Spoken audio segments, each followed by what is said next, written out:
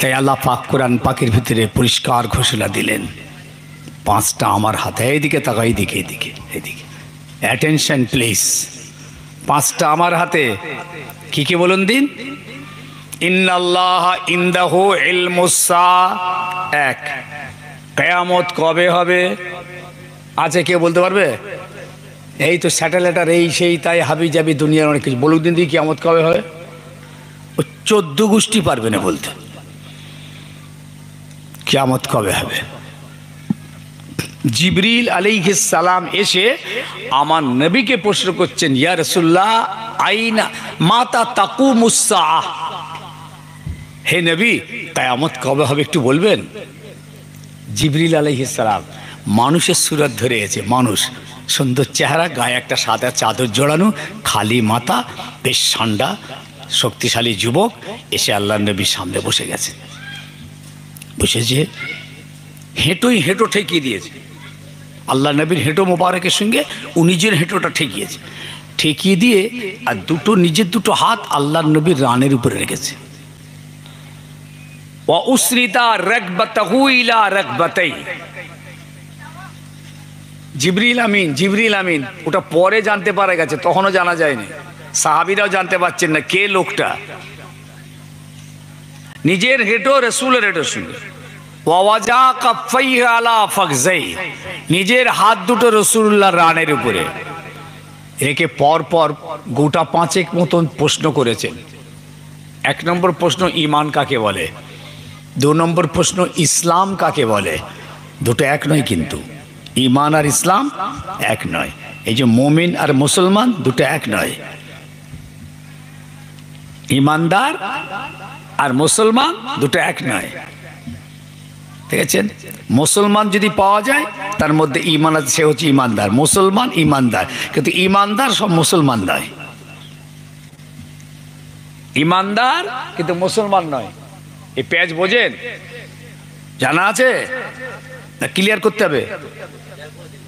ধোকা লাগছে না? ধোকা লাগবে তো। সব তো আমরা ভেবে বলছি আমরা সব পাক্কা মুসলমান হয়ে আছি। আপনি পাক্কা ঈমানদার হয়ে আছেন, এটা ধরে নিলাম, কিন্তু মুসলমান ধরা যাবে না। কেন জানেন? ঈমান হলো বিশ্বাস, দেখতে পাওয়া যায় না, এটা ভিতরে হয়। আপনি মেনে নিয়েছেন আল্লাহ এক, বিশ্বাস করেছেন, নবী বিশ্বাস করেছেন, কিয়ামত বিশ্বাস করেছেন, তকদির মেনে নিয়েছেন, ফেরেশতা মেনে নিয়েছেন, যত আসমানি কেতাব কিচ্ছু দেখেননি চোখে, সব মেনে নিয়েছেন, বিশ্বাস। কিয়ামত বিশ্বাস, কবর থেকে আল্লাহ আমাদেরকে আবার তুলবেন বিশ্বাস। এই 6টার উপরে আপনারা বিশ্বাস করেছেন বলে ঈমানদার। কিন্তু নামাজ পড়েন না, রোজা রাখেন না, হজ করছেন না, যাকাতও দিচ্ছেন না, কোরবানিও করছেন না, মদও ছাড়ছেন না, সুদও ছাড়ছেন না, জুয়াও ছাড়ছেন না, লটারিও ছাড়ছেন না, মুসলমান নয়। আপনি ঈমানদার কিন্তু মুসলমান নয়। মুসলমান হলো বাইরের আমল, যে আমলটা দেখতে পাওয়া যায়। নামাজ পড়ছেন আপনি মুসলমান, রোজা রেখেছেন আপনি মুসলমান। যেহেতু মুসলমান সেই হেতু ওর ঈমান আছে। কিন্তু আপনি ঈমানদার, নামাজ পড়েন না, আপনি ঈমানদার, মুসলমান নন। কে বুঝে যাচ্ছে না? বোঝেন? এই মিয়া বুঝে যাচ্ছে? যে ছেলেটা সারা জীবন নামাজ পড়েনি তাকে কাফের বলা হবে না, ঈমানদার বলা হবে, মুসলমান বলা হবে না।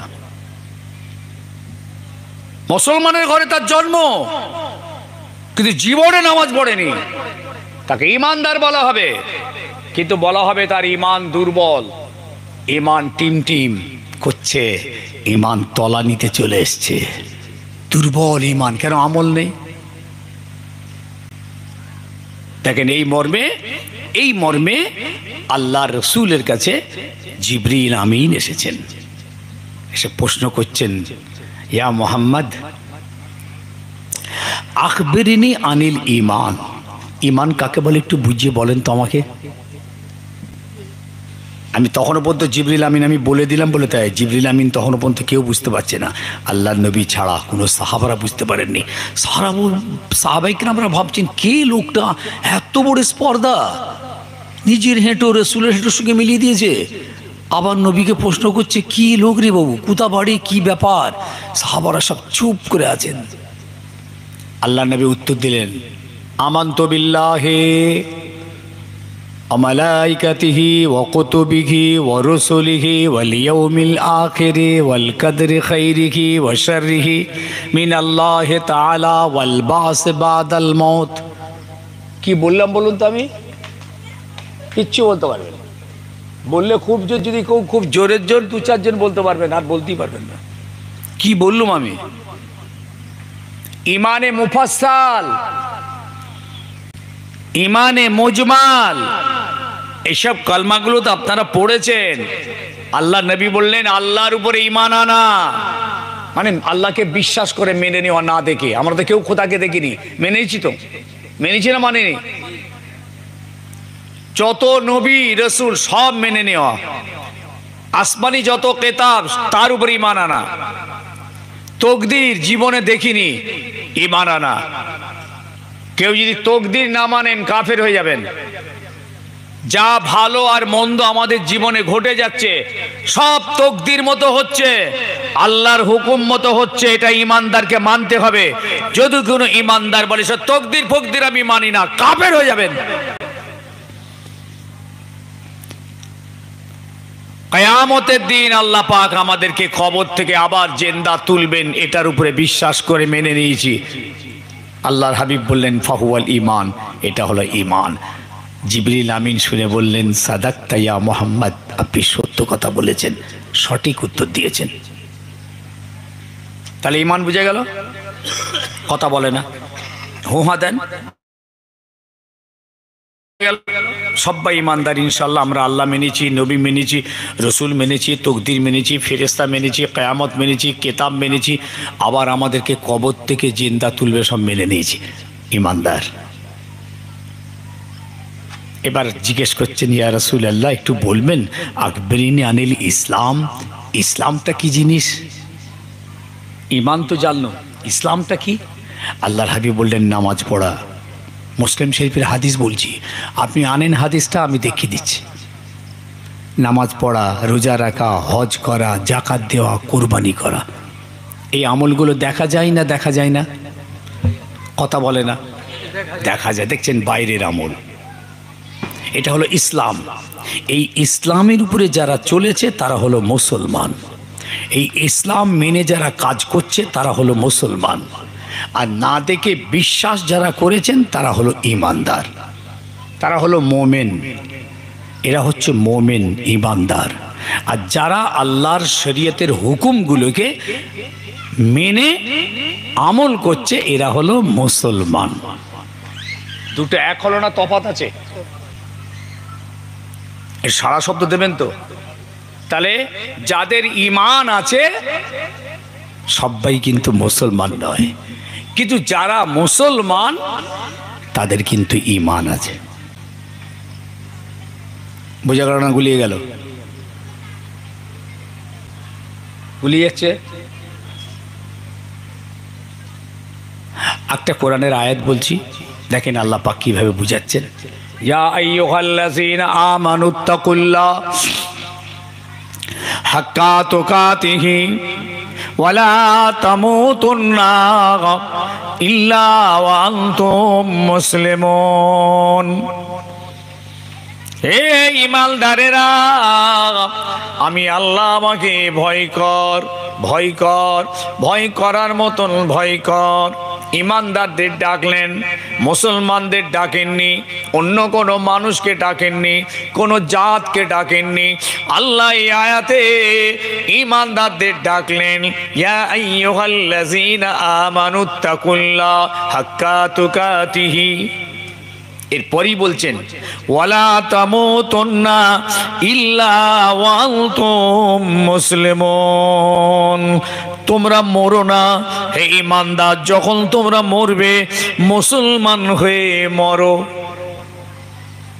দেখেন ঈমানদার বলে ডাকলেন, তাহলে তো বলবেন যে ঈমান নিয়ে মরো, কলমা পড়তে পড়তে মরো, হ্যাঁ বলবেন তো? তা বলেনি, বলছে মুসলমান হয়ে মরো। মানে হে ইমানদার, তুমি যখন মরবে নামাজি হয়ে মরো, নামাজ আদায় করে মরো, রোজাদার হয়ে মরো, হজ আদায় করে মরো, কোরবানি দিয়ে মরো, যাকাত আদায় করে মরো। এই মরাটা মুসলমানের মতন মরণ, মুসলমানের মরণ। এ মরণ আমার দরবারে কবুল হয়ে যায়। যে মরণ আল্লাহ দরবারে কবুল হয়, আল্লাহ সেই বান্দাকে জান্নাত নসিব করে দেবেন। কিন্তু দুর্ভাগ্য, যদি কোনো আমার ইমানদার ভাই যদি সারা জীবন নামাজ না পড়ে, তাকে যখন কবরে রাখা হবে, বেনামাজি রাখা হলো, একজন ইমানদারকে রাখা হলো, ধরেই নিলাম ইমান নিয়ে মরেছে, ইমানদার রাখা হলো, কিন্তু মুসলমান নয়, কোনো আমল নেই, তার কোনো আমল নেই। তাহলে মুসলমান চিনতে গেলে কি লাগবে? কেউ জানে আমার ভিতরে ইমান আছে না বিশ্বাস আছে, আমি কি ইমানদার না আমি কাফের? কেউ আমাকে দেখে বলতে পারবে? যদি আমার মাথায় টুপি না থাকে, দাড়ি না থাকে, জামা না থাকে, প্যান্ট থাকে, শার্ট থাকে, স্যুট থাকে, বুট থাকে, এইরকম একটা মানুষ দাঁড়িয়ে রয়েছি, আপনি কি বলবেন? ইমান আছে বলতে পারবেন না ইমান নেই বলবেন? ইমান দেখতে পাচ্ছেন? ইমান দেখা যায়, ইসলাম দেখা যায়। একটা উদাহরণ, সাধারণ সিম্পল উদাহরণ দিয়ে দেখেন, আপনাদের কাছে আরো ক্লিয়ার হবে। অনেক শিক্ষিত ভাইয়েরা আছেন, বুদ্ধিজীবী আছেন, অনেক সিনিয়র আছেন। ধরুন আপনাদের গ্রামে দুটো ছেলে ঘোরাফেরা করছে, বাইরের ছেলে, কেউ চেনেন না, গ্রামের দুটো ছেলে এসে গেছে, কোথায় বাড়ি, কোথায় কি ব্যাপার কিচ্ছু জানেন না, খালি মাথা, দাড়িটা চাঁচা, প্যান্ট শার্ট পরা, বুট পরা, টাই লাগানো, এইরকম দুটো ছেলে ঘোরাফেরা করছে।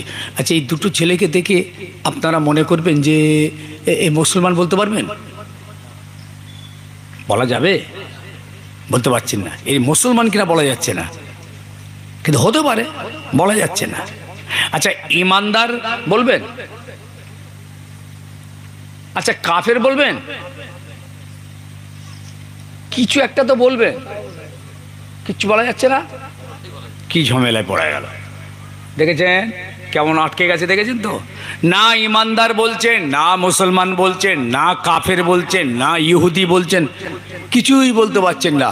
দুটো যুবক ছেলে আপনাদের গ্রামে ঘুরছে, আপনি কিচ্ছু ডিসিশন নিতে পারছেন না। কেন বলুন তো?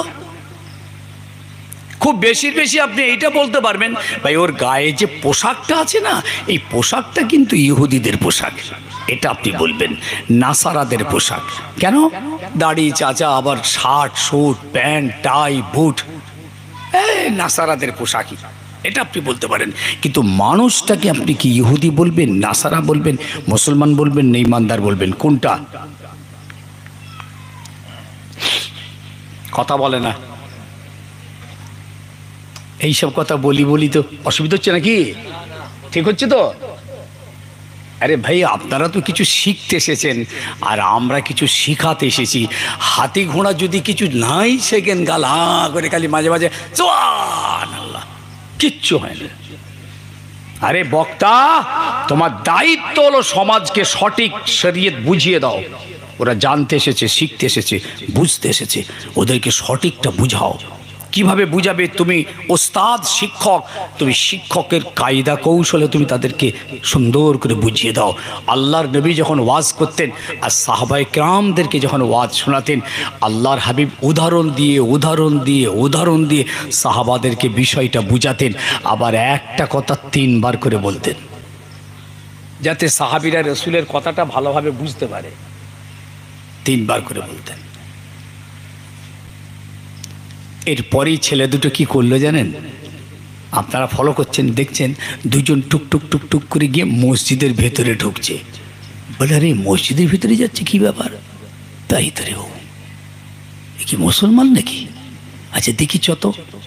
মসজিদের জানলা দিয়ে দেখছেন, আল্লাহু আকবার, আলহামদুলিল্লাহি রাব্বিল আলামিন, আর রহমানির রহিম।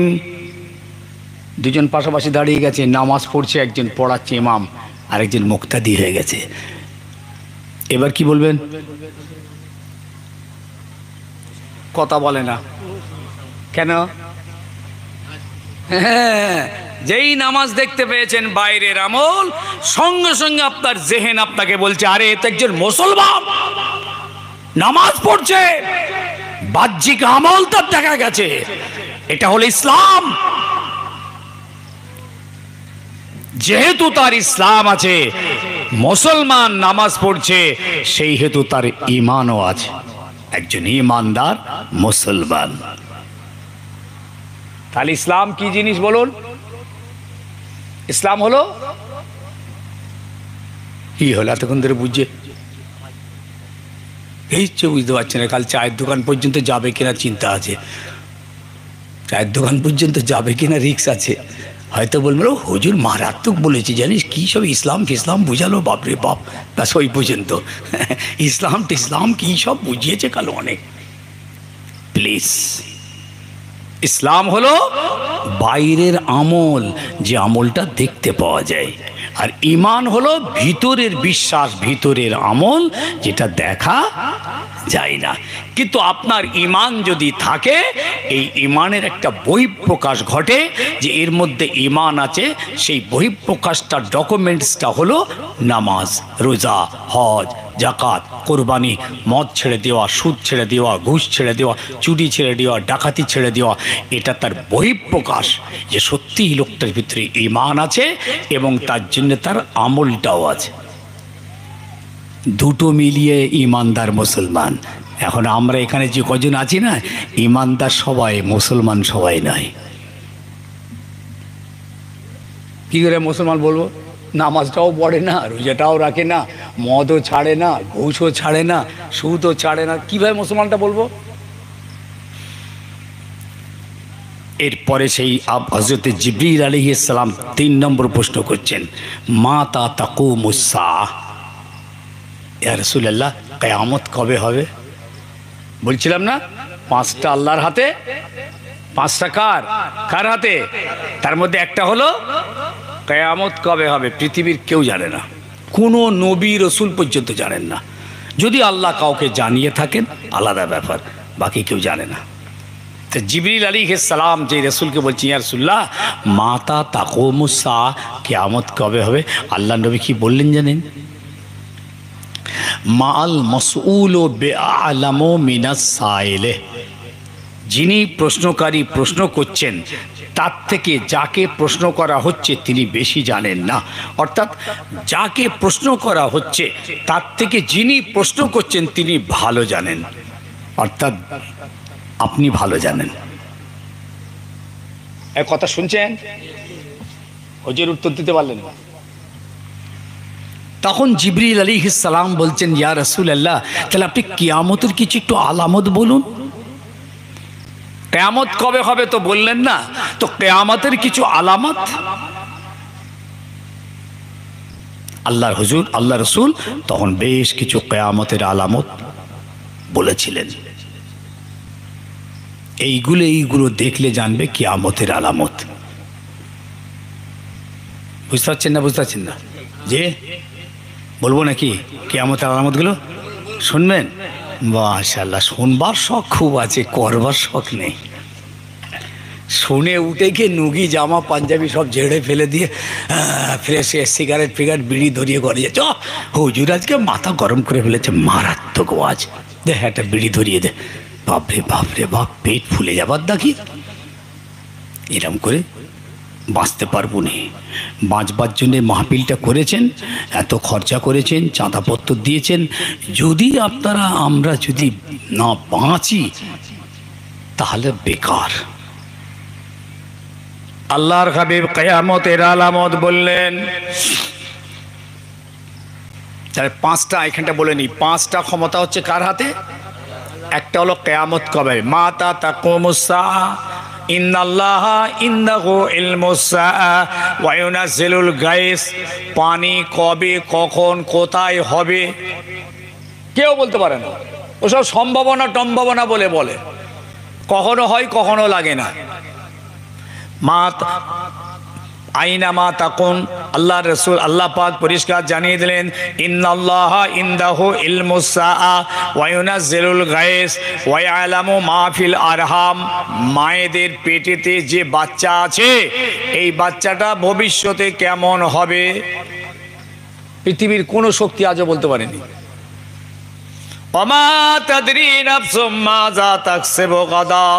আগামী দিন তোমার খাদ্য খাবার কোথায় আছে, রেজেক কোথায় আছে, কি খাবেন, কোথায় খাবেন, কখন খাবেন, পৃথিবীর কোনো শক্তি কথা বলতে পারবে না। অমা তাদরি নাফসুম বিআইয়ি আরদিন তামুত। যেটা বলতে গিয়ে আমি এত কথা বাড়িয়ে ফেলেছি। বিআইয়ি আরদিন তামুত, পৃথিবীর কেউ জানে না কোথায় মওত হবে, কখন মওত হবে, কি অবস্থায় মওত হবে। আছে নাকি কেউ?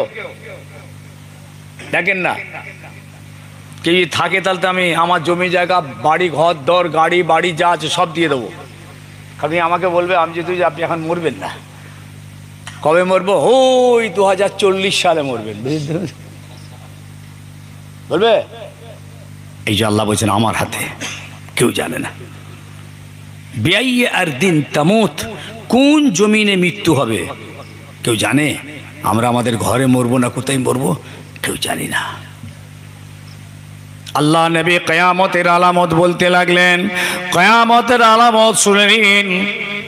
ইউরফাউল ইলমা ওয়া ইয়াকসিরুল জিহলা, পৃথিবী জমিন থেকে আল্লাহ পাক আলেমে দ্বীন আল্লাহ তুলে নেবেন। হাক্কানি আলেমকে আল্লাহ একটা একটা করে তুলে নেবেন। সারা পৃথিবী এলেম শূন্য হয়ে যাবে।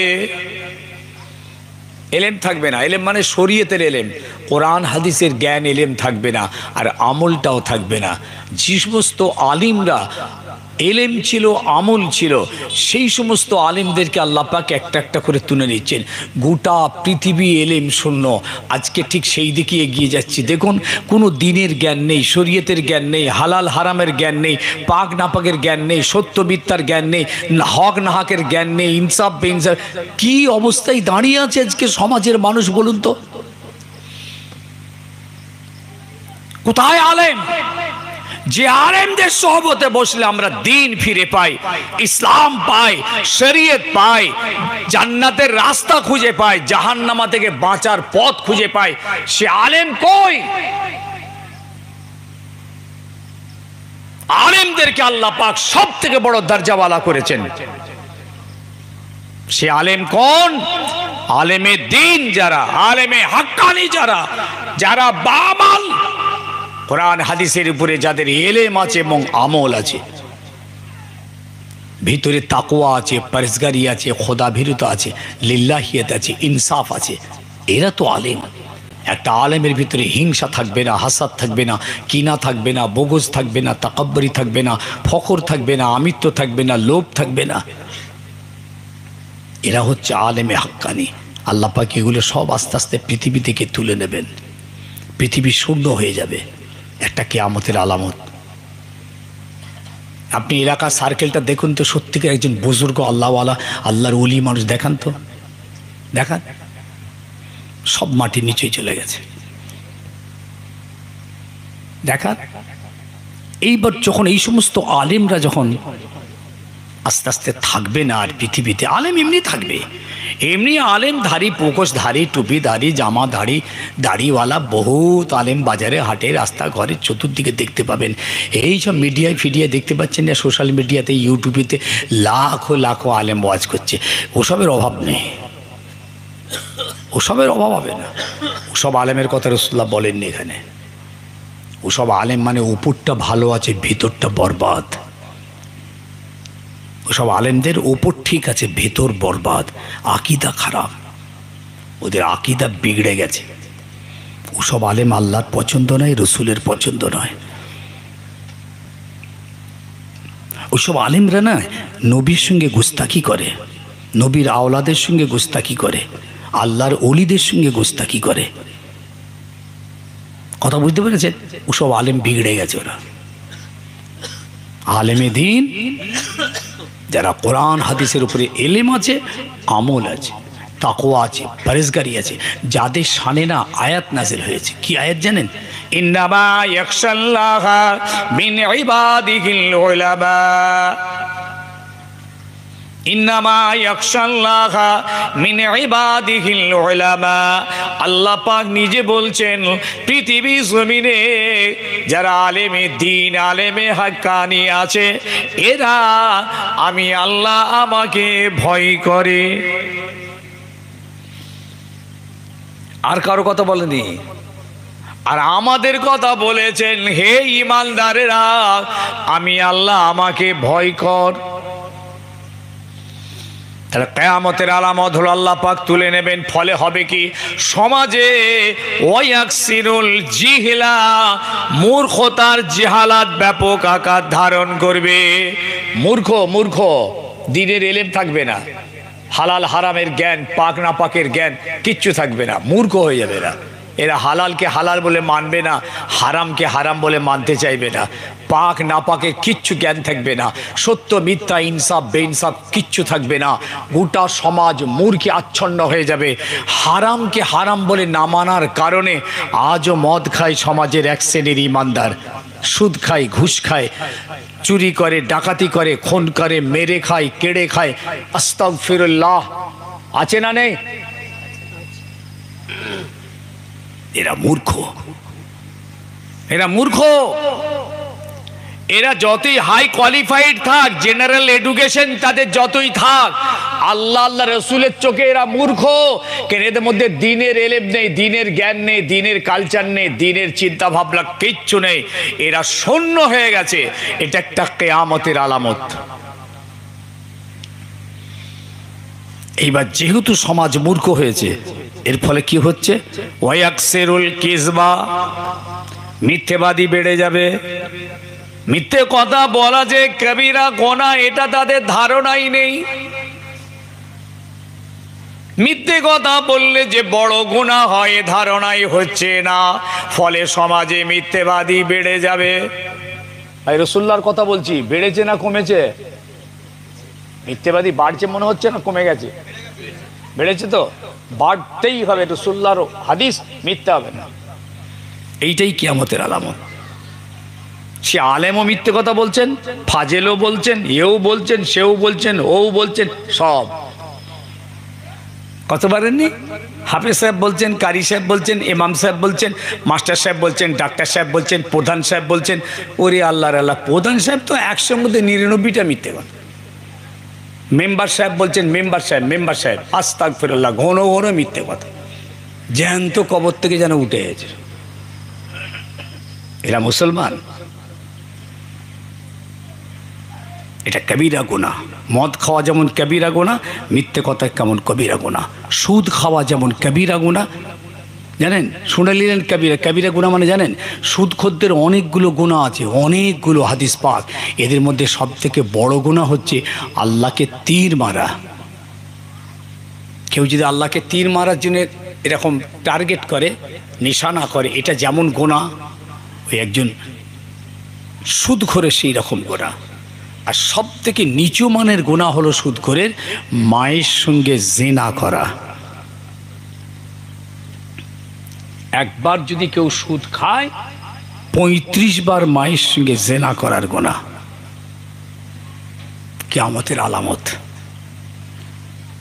দেখবেন কত সুদখোর বেড়েছে। দেখুন, আপনি বুঝতে পারবেন ওপরটা ভালো, ওপর খুব চকচকে, ভেতর কিন্তু বিগড়ে গেছে। শুনছেন নাকি? এই জন্যে আল্লাহর কাছে উপরটা মতি গ্রহণীয় নয়, গ্রহণযোগ্যতা নয়, ভেতরটা। আল্লাহ এটা দেখবেন, এই জায়গাটা কেমন আছে, বাইরে আল্লাহ দেখবেন।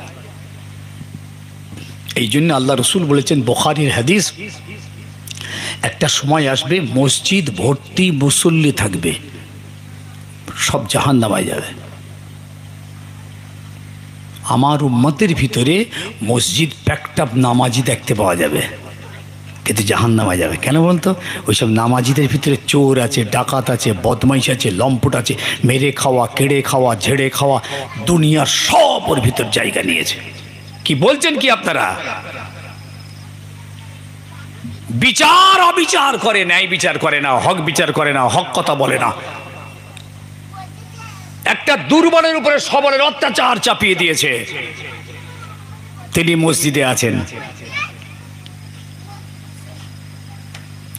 জাহান্নামে যাবে নাকি জান্নাতে যাবে?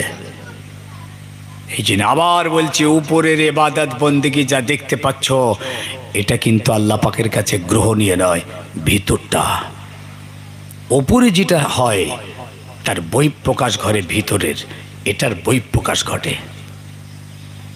আপনার রোজা, আপনার নামাজ বাহ্যিক আমল, কিন্তু ভিতরে আসল নামাজ হয়, আসল রোজা ভিতরে থাকে। তুমি এত বড় গরহিত, তুমি ভাবছো আমি বিরাট কাজ করছি, নামাজ পড়ছি, মেরে লাট করে সর পিটা করবে আল্লাহ। পরের হক মেরে, পরের জায়গা মেরে, পরের পিঠে মেরে, জুলুম করে, কেস করে, কাবাড়ি করে, মিথ্যে করে, কোর্টে তুলে, এইসব করে ফাঁসিয়ে ফুসিয়ে পরের জায়গায় পাচির তুলে, পরের ফসল মেরে দিয়ে, পরের পুকুরের মাছ কি কি করেননি আপনি? আবার নামাজে চলে গেছেন। খারাপ লাগছে নাকি? বাঁচার জন্য বলে যাচ্ছি। এই জন্য রাসূল বলেছেন এইসব লোক মসজিদ প্যাকড আপ থাকবে, জাহান্নামে চলে যাবে। যেমন একটা উদাহরণ দিই, ইমাম হুসাইনকে কতল করছে কারা বলুন তো? কাফের, মুশরিক, ইহুদি, খ্রিস্টান, বেদিনরা ছিল। ইমাম হুসাইনকে কারবালার মাঠে যে শহীদ করছে, দেহ থেকে মাথা আলাদা করছে, এরা কারা? সব টুপি, দাড়ি, জামা, তসবি, নামাজি লোক। কথা বুঝতে পারছেন না? একদম নামাজের পাবান। এরা সব রাসূলুল্লাহর আত্মীয়র ভিতরে অনেক আছে, তাবেঈন, তাবেঈনের মধ্যে রয়েছে। ইমাম হুসাইন রাদিয়াল্লাহু যতক্ষণ ঘোড়ার উপরে ছিলেন, যুদ্ধ করছিলেন, কতল করতে পারেনি। যতক্ষণ লড়াই করেছেন পারেনি, যতক্ষণ তলবার চালিয়েছেন পারেনি। কিন্তু যখন হুজুর ঘোড়া থেকে নেবে জীবনের শেষ নামাজের সেজদায় গিয়েছিলেন, সেই সময় ওরা এসে মাথাটা কাটছে আর বলা কওয়া করছে, তাড়াতাড়ি মাথাটা কাট, সের জুদা কর, সের জুদা কর, আসরের জামাত ধরতে হবে, আসরের নামাজ। দেখেছেন কার মাথা কাটছে? কার? হযরত ইমাম হুসাইন রাদিয়াল্লাহু আনহু, যিনি একজন জান্নাতি, এবং নিজে জান্নাতি নয়, সমস্ত জান্নাতির যুবকদের সর্দার। জোরে বলুন সুবহানাল্লাহ। চিৎকার করে বলা যাবে না? আল্লাহ নবী বলেছেন, আল হাসান ওয়াল হুসাইন সাইয়্যিদা কাহুল আসবাবিল জান্নাহ। ওগো দুনিয়ার মানুষরা শুনে রেখো, আমার এই হাসান, আমার এই হুসাইন, আমার নাতি দুটো জান্নাতের ভিতরের সমস্ত যুবকদের সর্দার হয়ে যাবে। এ মুনাফিক, তুমি কি নামাজের ওয়াক্ত দেখাচ্ছ? আসরের নামাজ পড়তে হবে তাড়াতাড়ি। তোমার ওই নামাজ তোমাকে জাহান্নামায় নিয়ে যাবে। তোমার নামাজ কিসের নামাজ? কার নামাজ? কার জন্যে নামাজ? তুমি রাসূলুল্লাহর নাতি কতল করো, আলী ফাতেমার লাখতি জিগারকে শহীদ করো, তুমি জান্নাতের সর্দারকে শহীদ করো, তুমি শরীয়তকে শহীদ করো, আর বলো কিনা আসরের নামাজ পড়তে হবে। মনে রেখো, ওই নামাজ তোমাকে বাঁচাতে পারবে না। কেননা তোমার উপরটা ভালো, ভেতরটা খারাপ, তোমার আকীদা বিগড়ে গেছে। তুমি মুনাফিক। ইন্নাল মুনাফিকিনা ফি দারকিল আসফালি মিনান নার। আল্লাহ পাক জানিয়ে দিয়েছেন, যারা মুনাফিক এদের ঠিকানা হবে জাহান্নামের সবথেকে নিচু তবকায়। জাহান্নামের অনেকগুলো তবকা হবে, first class, second class, third class, fourth class, নিচু থেকে নিচুটা হলো ফার্স্ট ক্লাস, একদম শত নিচুই। ওইখানটা আযাব সব থেকে কঠিন, তার উপরে একটু কম, তার উপরে আর একটু কম, এইরকম উক্ত করতে উপর পর্যন্ত, দরওয়াজা পর্যন্ত আযাবটা অনেকটা কম। মুনাফিকদের শানে কোরআন বলছেন, ফি দারকিল আসফালি মিনান নার। তুমি রাসূলুল্লাহর আওলাদকে কতল করছো। হ্যাঁ, ওই সব মৌলানা মৌলবী টুপি দাড়িওয়ালা জাহান্নামায় চলে যাবে। কি কথা আমার বুঝতে পারছেন? কারণ ওদের আকীদা খারাপ, গোস্তাখি রাসূল ওদের ভিতরে কাজ করছে। গোস্তাখি আওলাদে রসুল কাজ করছে ভিতরে, ভিতরটা নবী পাকের প্রতি আদাওতি। ওপর ঠিক আছে, এত বড় দাড়ি, টুপি, জামা, সুন্দর ওয়াজ, নসিহত, বক্তব্য, মাইকে সব ঠিকঠাক দিচ্ছেন, কিন্তু ভেতর বিগড়ে গেছে।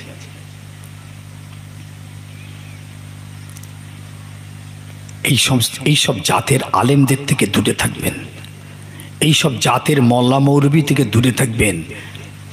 ওদের এলেম আছে, আমল নেই। আমল নেই মানে ভিতরের আমল নেই। ওপরটাই কাজ হবে না, আমি আবার বলছি, বাইরেটা ভিতরটা চাই, এটা পরিষ্কার চাই, হব্বে রসুল চাই। রসুলের প্রতি তোমার এত আদাওতি, হ্যাঁ, নবীর শানে এত আদাওতি।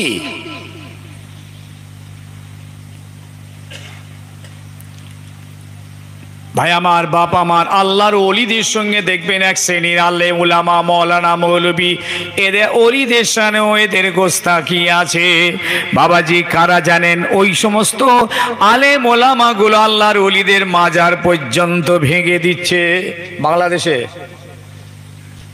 আল্লাহর ওলিদের মাজার ভাঙছে, শুনেছেন না শোনেননি? কত বড় ইমানের কাজ করছে বুঝতে পারছেন?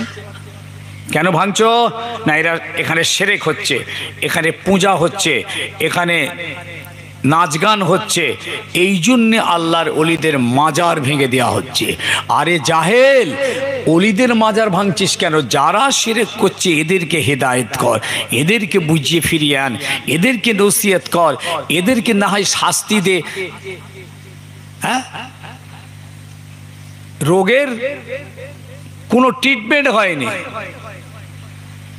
মাথা ভর্তি উকুন হয়ে গেছে আমাদের। আমি তো একটু উদাহরণ দিই, মাথা ভর্তি উকুন, তো কি উকুন ছাড়াবেন?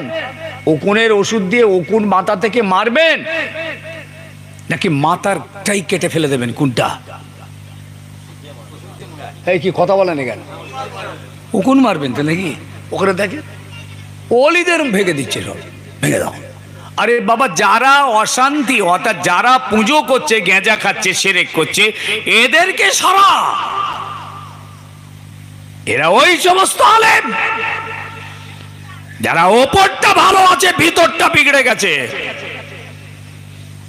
এই ভিতর বিগড়ে যাওয়া আলেম জাহান্নামায় যাবে, এরা হচ্ছে মুনাফিক। তুমি কোথায় হাত দিয়েছো?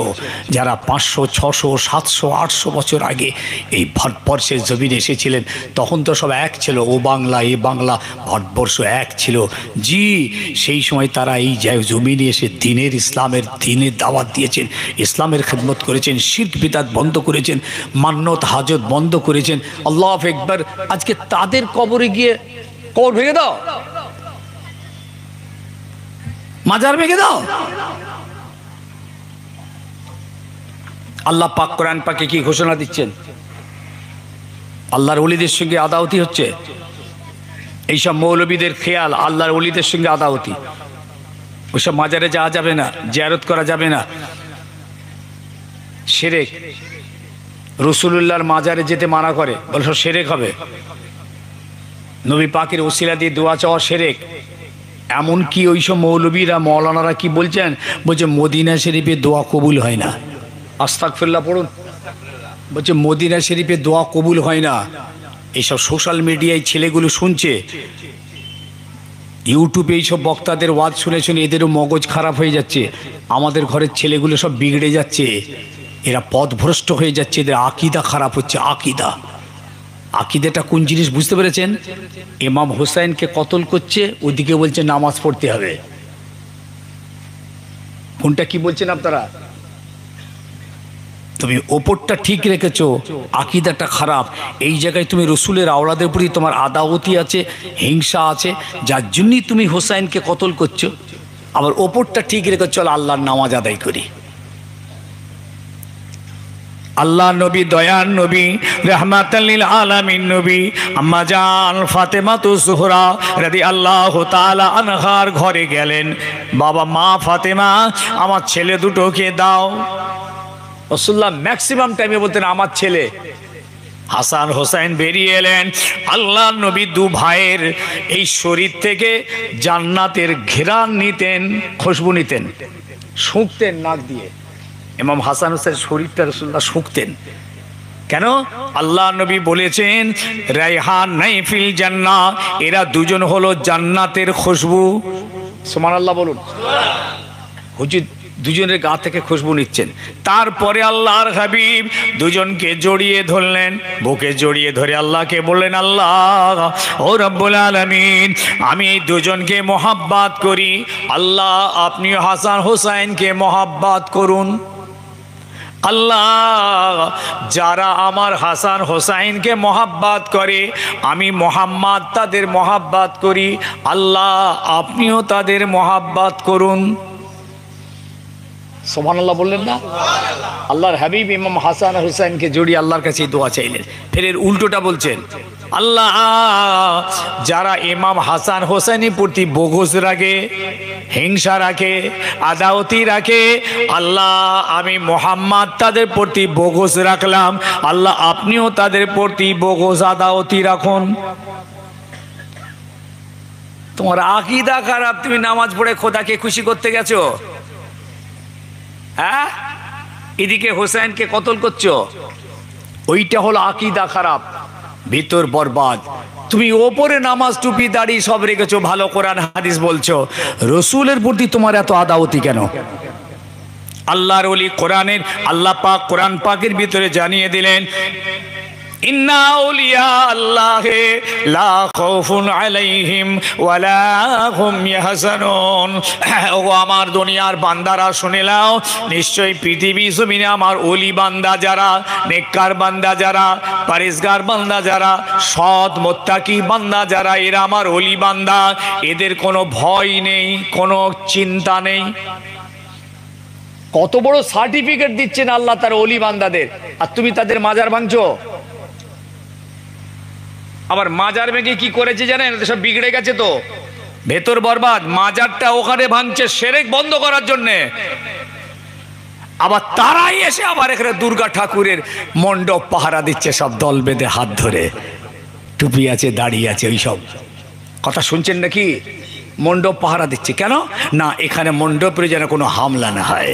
তা তুমি এখানে পাহারা দিয়ে শিরক করাচ্ছ, আর ওখানে শিরক বন্ধ করার জন্য আল্লাহর ওলির মাজার ভাঙছো। বাবা বা মৌলবী, হ্যাঁ তোমার আকীদা খারাপ, আল্লাহর ওলিদের সঙ্গে তোমার এত আদাওতি। আল্লাহর কোরআন বলছে ওরা আমার ওলি বান্দাদের কোনো ভয় নেই, কোনো গমগিন নেই, কোনো চিন্তা নেই, না দুনিয়াতে না আখিরাতে। ইন্না আউলিয়া আল্লাহি লা খাউফুন আলাইহিম ওয়ালা হুম ইয়াহজানুন। বুখারী শরীফের হাদিস, ওই মৌলবীরা খালি বুখারী বুখারী করে, দেখবেন সহিহ বুখারীতে আছে, সহিহ বুখারীতে আছে। আরে সহিহ বুখারীতে তো আছেই, তুমি তো সব কথা সমাজকে বলতে চাইছো না, এলেম লুকিয়ে রেখেছো তুমি। সহিহ বুখারী শরীফের ভিতরে আছে, যারা আমার ওলি বান্দা পৃথিবীর জমিনে, আমার দোস্ত, আমার ভালোবাসার বান্দাদের সঙ্গে যারা আদাওতি রাখে, দুশমনি রাখে, তারা যেন তৈরি হয় কিয়ামতের মাঠে আমি আল্লাহ আমার সঙ্গে যুদ্ধ করার জন্য। এই হাদিসটা তোমার জানা নেই, তুমি খুব জানো, তুমি বলবে না সমাজকে, তুমি সমাজকে বলবে মাজার পূজা করিসনি। ইনশাল্লাহ আমরা ফুরফুরা শরীফের দাদা পীর কেবলার ভক্তরা কোনোদিন কোনো মাজার পূজা করি না, শিরক করি না, সেজদা করি না, চুমা খাই না, মান্নত করি না, হাজত করি না, ফুল দিই না, চাদর দিই না। আমার দাদা পীর কেবলার মতাদর্শ একদম সহি কোরআন হাদিসের উপরে দাঁড়িয়ে আছে। দেখবেন দাদা পীর কেবলার মাজার একটা বোর্ড দেওয়া আছে, শুনছেন তো? সেখানে লেখা আছে সব, দেখবেন। দাদা পীর কেবলা তো বাংলা, বাংলা ও বাংলার বুকে তো উনিও সেই খেদমত করে গেছেন শিরকের বিরুদ্ধে, বেদাতিদের বিরুদ্ধে, জি এই মান্নত হাজতের বিরুদ্ধে। এই যে নজরগাঁ টজরগাঁ এইসব হাওড়া জেলায় তো একটু বেশি দেখতে পাওয়া যায়, এই সমস্ত বিরুদ্ধে তিনি লড়াই করেছিলেন, শিরককে মূলচ্ছেদ করে দিয়েছিলেন। আজ তো আবার একটু একটু করে গজিয়েছে। তাহলে তুমি মৌলভী সাহেব শিরকের নাম দিয়ে আল্লাহর ওলিদের উপরে আদাওতি চালাচ্ছ, আপনি জানেন না, খুব বড় বড় আল্লাহর ওলিদের মাজারে ঘা মেরেছে, কোদাল দিয়ে কুপিয়েছে, ওরা ওই শ্রেণীর আলেম। কোন শ্রেণীর আলেম? যাদের আকীদা বিগড়ে গেছে। বলছে রাসূলুল্লাহর মদিনা শরীফে দোয়া কবুল হয় না, কত বড় গুস্তাখি দেখেছেন। বলছে কোরআন হাদিসে নেই। মদিনাতে দোয়া কবুল হয় এরকম কোরআন হাদিসে কোথাও নেই। শুনেলেন ওদের আকীদার কথাটা বলে দিই, শুনেলেন? যেখানে দোয়া কবুল হওয়ার কথা আছে সেইখানে দোয়া কবুল হবে, কিন্তু মদিনাতে দোয়া কবুল হওয়ার কথা নেই। এই জন্য ওরা মদিনা শরীফ যায় না, ওরা হজ করে ঘর চলে আসে। বলে হজের সঙ্গে মদিনার কোনো সম্পর্ক নেই, মদিনায় কেন যেতে হবে? হজ করব, হজ ফরজ হয়েছে, হজ করে চলে আসবো। কত বড় আদাওয়াতি দেখছেন এগুলো। এগুলো রসুলের প্রতি তাদের অনীহা। আল্লাহর নবী শায়ানে শানকে আল্লাহ পাক উঁচু করেছেন, ওরা নিচু করে দিচ্ছেন। ওয়া রাফা'না লাকা যিকরাক, শায়ানে শানকে ছোট করে দিচ্ছে। মদিনায় যাওয়া যায়, মদিনা শরীফের যে মাজার জিয়ারত করছেন শিরক, জিয়ারত করতে দেয় না। খালি আপনি সালাম দিয়ে চলে যাবে, আসসালাতু আসসালামু আলাইকা ইয়া রাসূলুল্লাহ, আসসালাতু আসসালামু আলাইকা ইয়া হাবিবাল্লাহ, এরকম বলতে বলতে আপনি চলে যাবেন। আপনি যে দাঁড়াবেন, দাঁড়িয়ে কিছু পড়বেন, পড়ে আল্লাহর কাছে দুটো হাত তুলবেন, ওরা বলে শিরক। আপনি যে নবীর কথা বলে, আল্লাহ আপনার হাবিবের ওসিলা দিয়ে চাইছে, আল্লাহ আপনি আমার দোয়াটা কবুল, বলছে শিরক। পুরো আকীদা বিগড়ে গেছে এদের, আর আপনাদের মগজগুলোকে না একদম কুরে কুরে খেয়ে ফেলছে। আল্লাহ নবী পরিষ্কার জানিয়ে দিয়েছেন, মান যারা কবরি ওয়াজাবাত লাহু শাফাআতি, যারা আমার মাজার মুকদ্দাসে আসবে, আমার রওজাতে আসবে এবং কবরটা জিয়ারত করবে, আমি মুহাম্মদুর রাসূলুল্লাহর জন্য কিয়ামতের দিন সুপারিশি করা ওয়াজিব হয়ে যাবে। মান যারা কবরি ওয়াজাবাত লাহু শাফাআতি। আল্লাহর হাবিব বলছে, এই হাদিস ওরা জানে কিন্তু বলবে না, খুব জানে। ওরা কেতমানে এলেম করে, এলেমকে চুপ চিপিয়ে রাখে, বলতে চায় না। আচ্ছা, হুজুর বলছেন যারা আমার মাজার জিয়ারত করবে, মান যারা কবরি ওয়াজাবাত লাহু শাফাআতি, তাদের জন্য সুপারিশি করা আমার উপরে ওয়াজিব। আপনি জানেন না ওই সমস্ত ওলি আল্লাহদের মাজার যারা ভাঙছে না, তাদের মুখের উক্তি জানেন? বলছি মদিনার সবুজ মিনারটা ভেঙে দেওয়া উচিত, গম্বুজটা।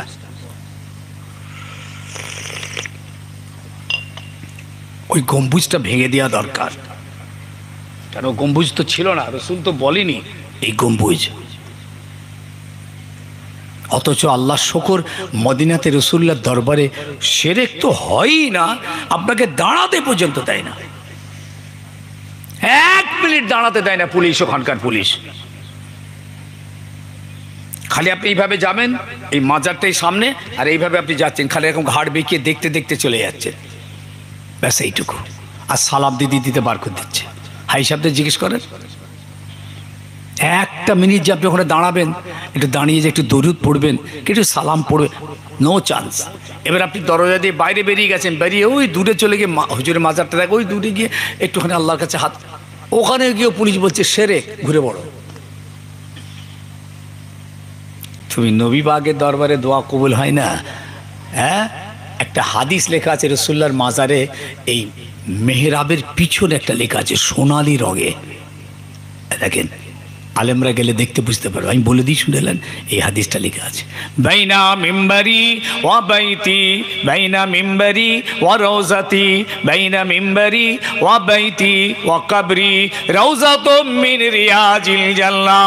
আমার মিম্বার আর আমার ঘর দুইয়ের মাঝখানে জায়গাটা আল্লাহ পাক আমার ওসিলায়, আমার খাতিরে জান্নাতের টুকরা বানিয়ে দিয়েছেন। বাইনা মিম্বারি মিম্বরি বাইনা মিম্বরি ওয়া রাউজাতি বাইনা মিম্বরি ওয়া বাইতি রাউজাতুম মিন রিয়াজিল জান্নাহ।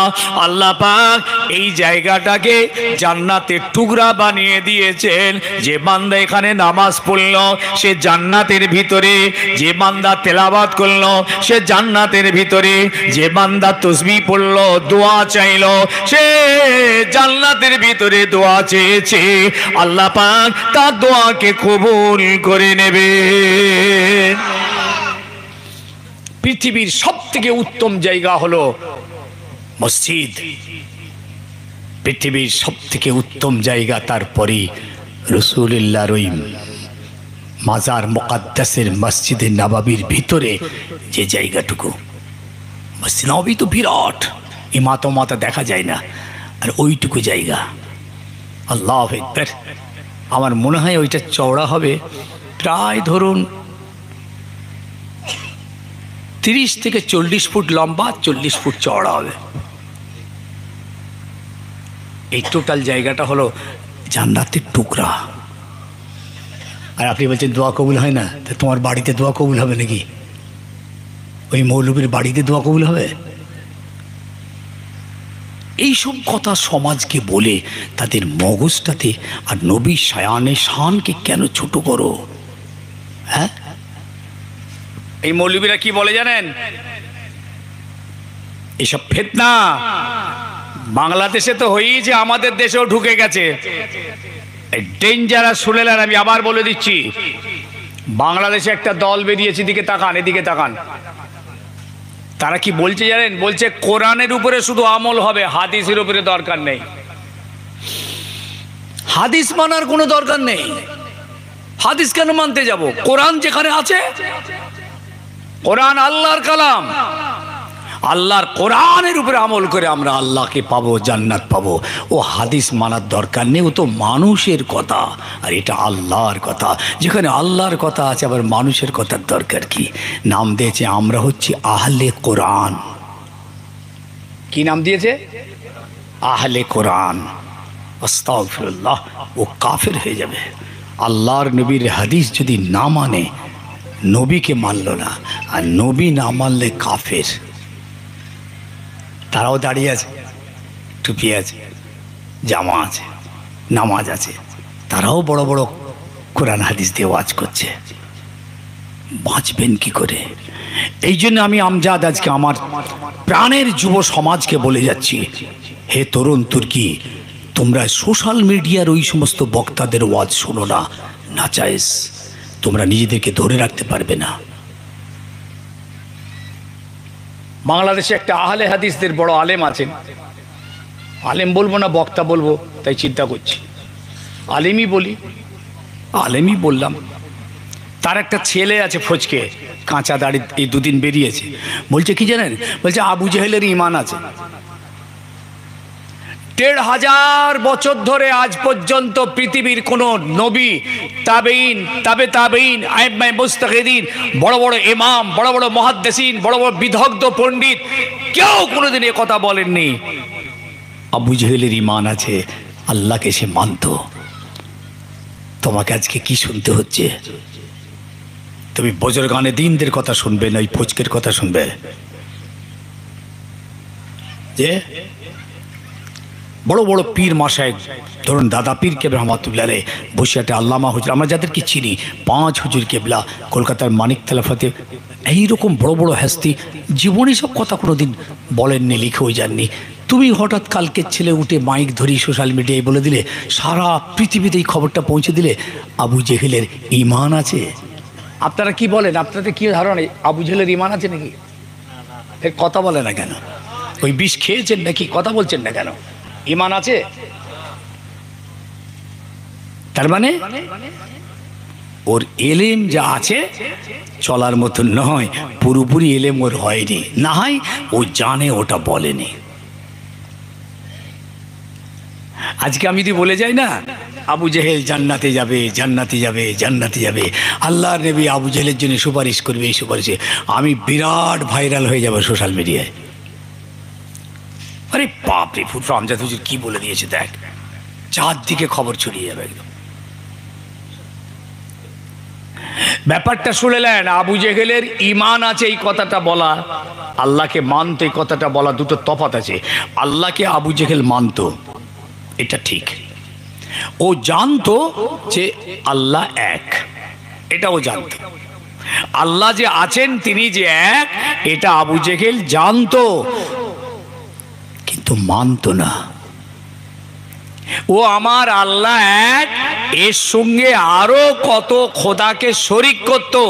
আমার আল্লাহকে এক মেনে লা শরিক, তার সঙ্গে অংশীদার কাউকে করত না, এটা নয়, বরং আরো কিছুকে সে খোদা বলে আল্লাহর সঙ্গে অংশীদার করতে, এই জন্য কাফের। লাত, উজ্জা, হবল, মানাত, এসব বড় বড় ওদের খোদা। এবার শুনেছেন তো নাকি, ঠাকুর ঠাকুর বড় বড় খোদা ওদের। আবু জেহেল এইগুলোকে খোদা বলে মানতো, আমার আল্লাহকেও আল্লাহ বলে মানতো। এক হলো? আমাদের মানার সঙ্গে আবু জেহেলের মানা এক হলো? আমরা আল্লাহকে আল্লাহ বলে মানি, এক, লা শরিক বলে মানি, এছাড়া পৃথিবীতে আর কাউকে খোদা বলে মানি না। কথা ঠিক কিনা? আমরা কারো সঙ্গে শরিক করি না।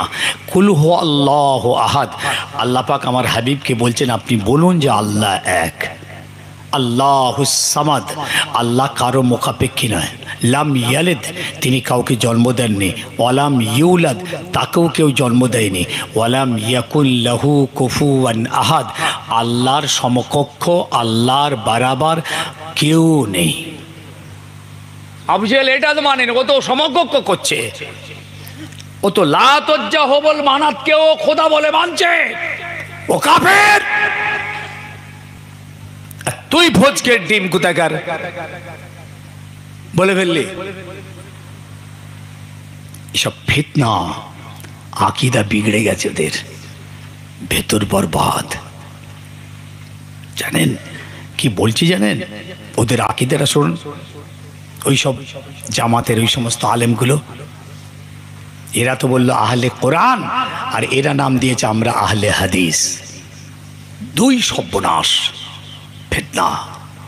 এরা আহলে কোরআন বলছে কোরআনটাই মানবো, হাদিস মানবো না, ও কাফের হয়ে গেছে। আবার এরা বলছে আমরা হাদিস আর কোরআন মানবো, আর কিচ্ছু মানবো না।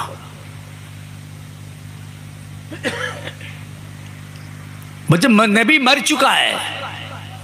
কত বড় এলেমের তেজ দেখেন। বলছে নবী তো মর গিয়া, मट्टी के नीचे दाफन हो गई, अब वो नबी नहीं है।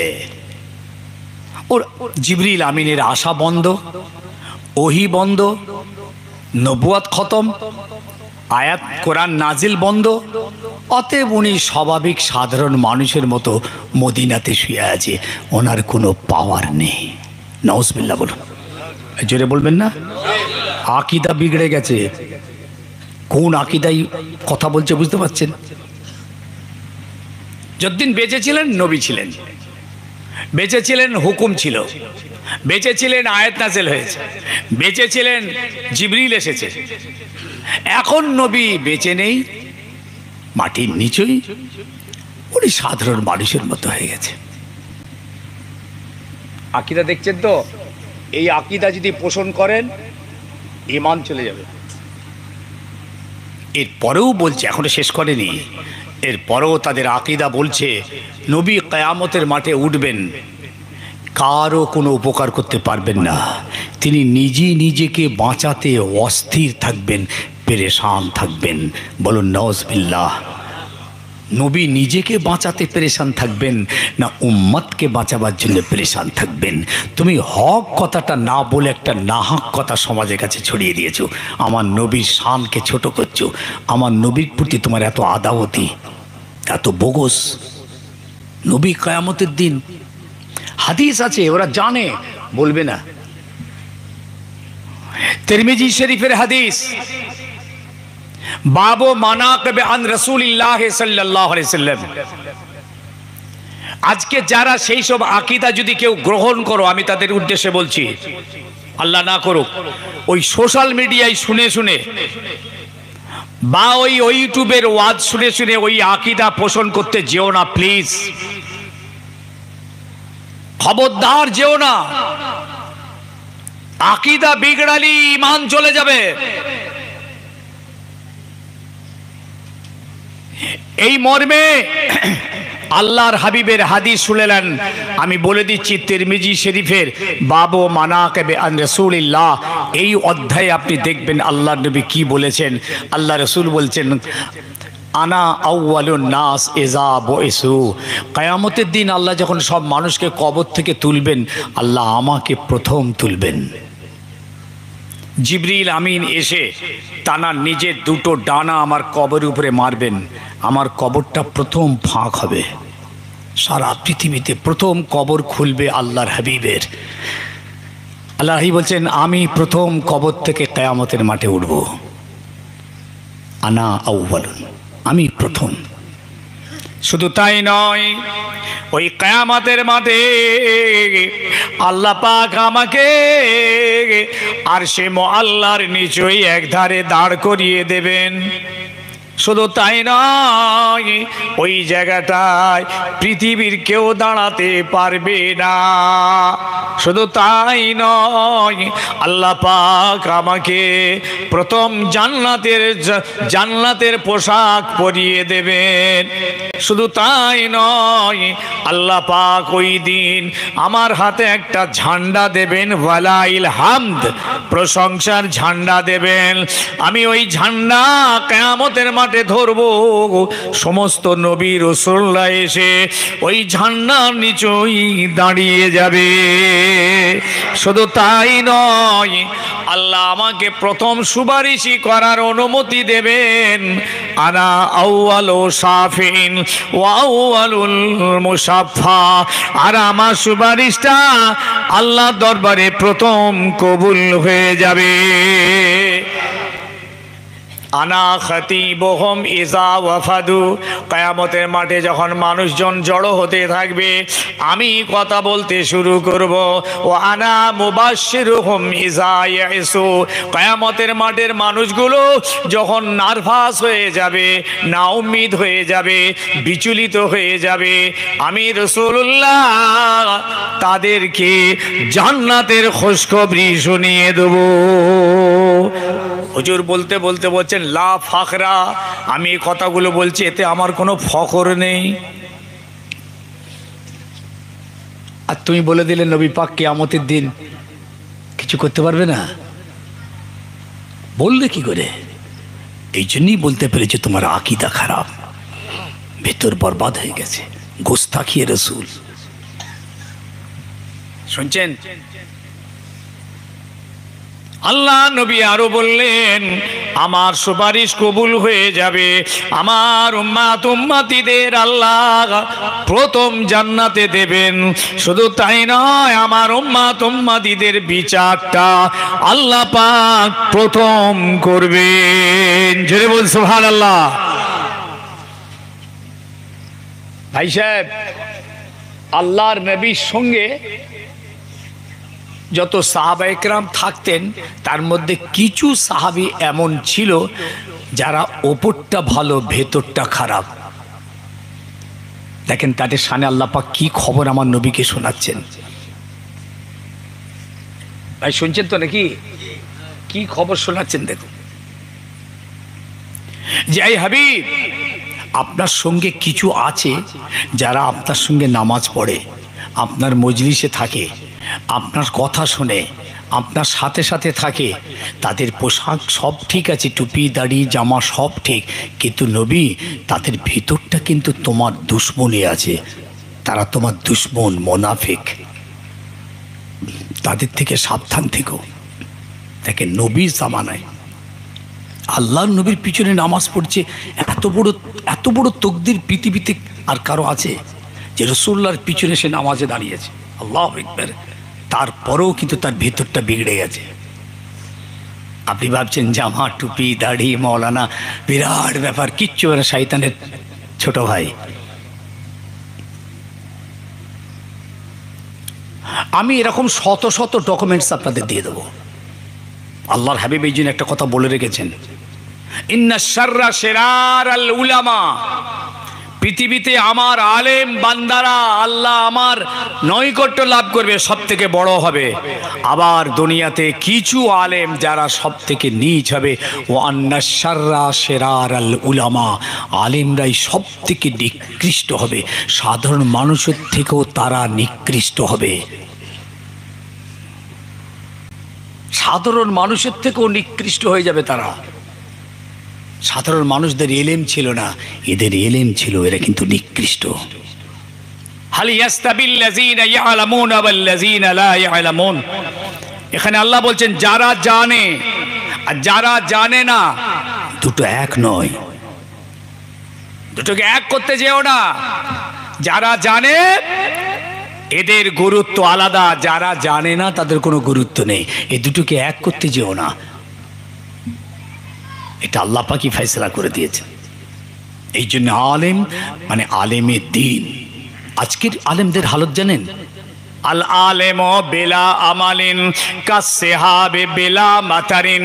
আল্লাহ নবী বলছেন এই রকম কিছু আলেম যাদের এলেম থাকবে আমল থাকবে না, এরা কেমন জানো?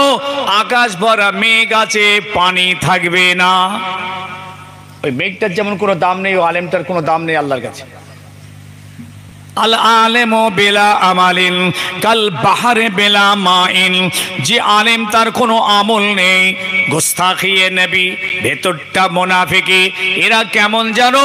নদী আছে পানি নেই, যেমন নদীটার কোনো দাম নেই, ও আলেম তোমার কোনো আল্লাহর চোখে দাম নেই।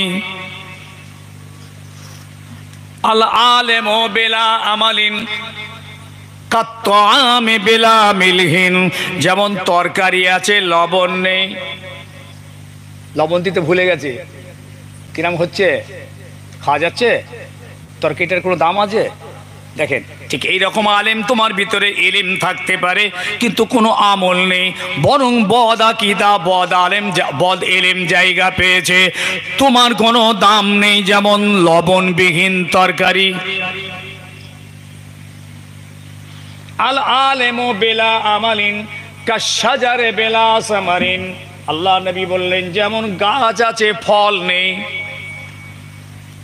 কিছু গাছ দেখবেন খুব তরতাজা, একদম সুন্দর, খুব বড় গাছ, কিন্তু ফল নেই, ওই গাছটার কোনো দাম আছে?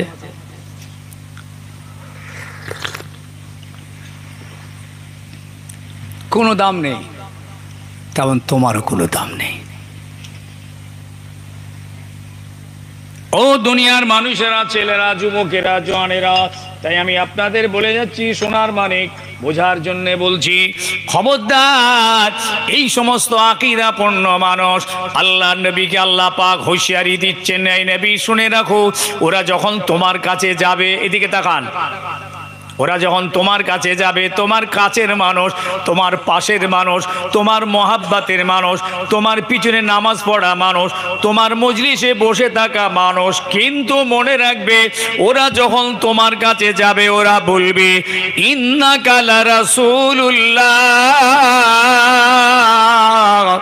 নিশ্চয়ই আপনি হচ্ছেন রাসূলুল্লাহ, নিশ্চয়ই আপনি হচ্ছেন আল্লাহর রাসূল। একটা সূরা নাযিল করেছেন ওই সমস্ত লোকেদের শানে, সূরা মুনাফিকুন।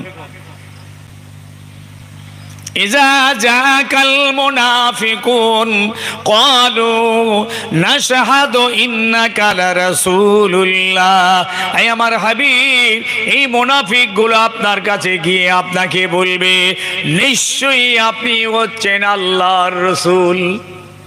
ঠোঁট দিয়ে বলছে, ভেতর কিন্তু বিগড়ে আছে, ভেতর ঠিক নেই, ঠোঁট দিয়ে বলছে আমি আল্লাহ জানি, আল্লাহু ইয়ালামু ইন্নাকা লারাসূলু, আমি আল্লাহ জানি নিশ্চয়ই আপনি হচ্ছেন আল্লাহর রাসূল। ওয়াল্লাহু ইয়াশহাদু ইন্নাল মুনাফিকিনা লাকাযিবুন, অবশ্যই আমি আল্লাহ সাক্ষী দিচ্ছি নবী, আমি সাক্ষী দিচ্ছি ওই মানুষগুলো হলো মুনাফিক, ওরা কাযযাব। আল্লাহু ইয়াশহাদু ইন্নাল মুনাফিকিনা লাকাযিবুন, ওই মুনাফিকগুলো হলো কাযযাব, মিথ্যুক। hayran হয়ে যাবেন। আজও তো আছেই আছে। ১,৫০০ বছর আগে যদি এই রকম হয়, আজকের যুগে কি আপনি জানেন কি বলছে? বলছে ১,৫০০ বছরের যে কোরআন আজ আছে, এ কোরআন ভণ্ডদের লেখা, এ কোরআন চলবে না। আহলে হাদিসদের একজন আলেম বাংলাদেশে বক্তব্য দিচ্ছে, নতুন কোরআন প্রিন্ট হচ্ছে, এই কোরআনের ভিতরে রুকু নেওয়া হয়েছে, রুকু এসব ভণ্ডামো, রুকু ছাড়া কোরআন প্রিন্ট করছি আমি, এই কোরআন বেরোবে সমাজে। বলুন তো, আজ ১,৫০০ বছর কোরআন কমপ্লিট হয়ে গেছে। উসমান গনি রাদিয়াল্লাহু তাআলা জামানা থেকে কোরআন পরিপূর্ণ কিতাব আকারে ধারণ হয়েছে। আজকে সারা পৃথিবীর মানুষের বাড়িতে বাড়িতে, সব জাতের মানুষের ঘরে কোরআন পৌঁছে গেছে। ইহুদি, নাস্তিক, খ্রিস্টান, বেদিন, মুশরিক, প্রত্যেকের বাড়িতে কোরআন আছে। আল্লাহর লাওহে মাহফুজে ৩০ পারা কোরআন হেফাজত আছে। তুমি কে আজকে হঠাৎ বলছো নতুন কোরআন ছাপাতে হবে? এটা ভণ্ডদের লেখা। হায়রান হয়ে যাবেন। আজকে আমার যুগের, আমার বাড়ির, আমার পাড়ার আমার ছেলেরা যদি এই ওয়াজ শোনে, এই বক্তব্য শোনে, এই বিষ যদি খায়, কোথায় যাবে বলুন তো? হ্যাঁ, একটা কোরআনের জের জবর পাল্টানো যাবে না। একটা কোরআনের জের জবর পেশ কিয়ামত পর্যন্ত আর পাল্টাবে না।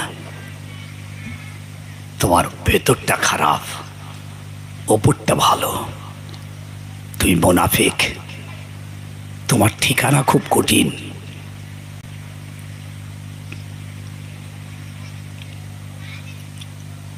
ওই রকম আলেমদের ভিতর থেকে কি বলছে জানেন?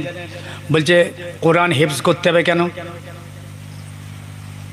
কোরআন হেফজ করতে হবে কোথায় আছে? হাদিসে কোরআনে কোথাও তো বলা নেই কোরআন হেফজ করতে হবে।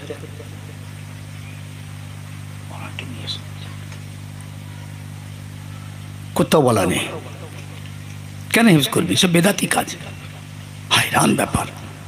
কোরআনে নেই, হাদিসে নেই, কোথাও বলা নেই যে কোরআন মুখস্থ করো। তো এইসব মুখস্থগুলো করছে কেন এরা? এইসব মুখস্থ করার কোনো দরকার নেই। দেখুন কিরকম কথাবার্তা, দেখেছেন? অথচ আপনাদেরকে শুনিয়ে রাখছি, শুনে রাখেন, নবী পাক সাল্লাল্লাহু আলাইহি ওয়াসাল্লামের জামানার পরই আবু বকর সিদ্দিক রাদিয়াল্লাহু জামানা, এই সময় একটা যুদ্ধ হয়েছিল। এই যুদ্ধটার নাম হলে জঙ্গে ইয়ামামা। এই যুদ্ধে ৭০ জন হাফেজে কোরআন শহীদ হয়েছিলেন। মৌল সাহেবকে নিয়ে আসেন। ৭০ জন হাফেজে কোরআন শহীদ হয়েছে। দেখেন তাহলে আবু বকর সিদ্দিকের জামানাতে কোরআনের হাফেজ ছিল সাহাবায়ে কেরাম, এদের সিনাতে কোরআন তাজা ছিল। আর তুই বলছো আজকে ১,৫০০ বছর পর বলছো কোরআন আবার মুখস্থ করতে হবে? হ্যাঁ, সাবধান। কঠিন পরিস্থিতির মাঝখান দিয়ে আপনাকে আমাকে যেতে হচ্ছে। রসুল ছাড়া খোদা পাওয়া যাবে না। খোদা পেতে গেলে রসুল চাই। রসুল ভায়া খোদা পৌঁছাবে।